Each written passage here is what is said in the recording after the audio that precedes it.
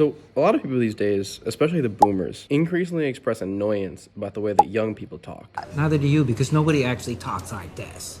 You choose to talk like this, and today I chose to talk like this. Pretty fucking annoying, isn't it? And one characteristic of modern millennial or Gen Z speech is use of the word like. But where does this word actually come from? Like, why do we use it so much? It turns out that like first began to be used as a filler word, or what linguists call a discourse marker, back in the 1950s and 60s as a part of beatnik and jazz cultural movements. The beatnik poets and jazz musicians started to incorporate like into their daily speech, not because they didn't understand proper English or because they weren't confident in what they were saying, but to mimic the rhythmic, loose feeling of beat poetry and jazz music. For example, compare "he was just standing there" with "he was just like standing there, man."